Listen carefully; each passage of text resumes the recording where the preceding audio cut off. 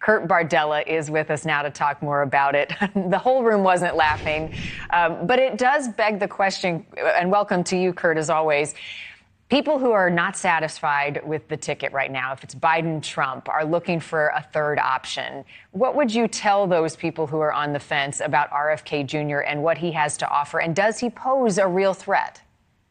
You know, it's interesting because both the Biden campaign and now the Trump campaign are saying a vote for Bobby is a vote for fill in the blank. And in a lot of ways, it seems to cut both ways. That every vote that he takes away, perhaps from a Joe Biden, he also takes away from Donald Trump. You look at the type of people earlier on in this campaign that were gravitating towards it, and even just by the media appearances he was making, people like Tucker Carlson, people like Breitbart, people like Sean Hannity. That comes more from the Trump universe. And of course, now you have the Kennedy name, the most famous name in Democratic political history.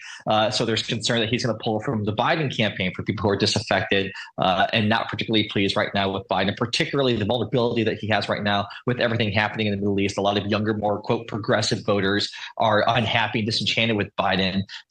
There's an avenue there for Kennedy to take away some of those votes, too. So he's kind of pulling from both sides right now, and neither side is really excited about that. Right. So the biggest thing he has going for him is that he's not Biden or Trump. But beyond that, what else is working in his favor?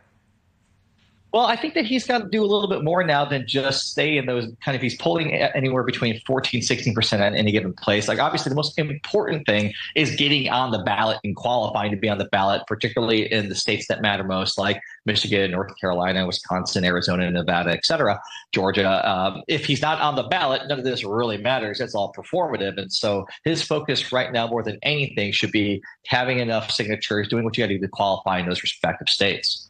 One of the biggest things when you bring up RFK Jr., people talk about vaccines. What are some other things, politically speaking, that are working against him, challenges for him? Well, I think that, he kind of has a mixed bag history with his environmental record. He started out as a very noted environmentalist, but after he kind of left that world, took on a lot of energy, oil money and clients. And so it kind of cuts both ways. For last week, a lot of the environmental groups and folks even he's worked with in the past came out starkly against them. I also think it's never a great look when almost the totality of your entire family is endorsing Joe Biden. And they made a big show of that last week at the White House with the president. If the people who know you and are related to you are the ones saying, do not vote for this guy, we vote the other guy, that's just not a great look. Right. And you wonder where that's born from, right? Is that just Democrats stick with Democrats and you have gone your own way? Or does it say more about him as a person? I think there's a lot of rift within that Kennedy family, honestly. Even just some of the things that we have seen, Kennedy, Bobby calling for a pardon of, or at least a commutation of the sentence of the person who, supposedly shot and killed his dad. The rest of the family was hardly against that, very hardly against that. Kennedy went the other way. It's a very complicated family dynamic, just the Kennedy family. And we're seeing some of that really come to light, obviously during COVID.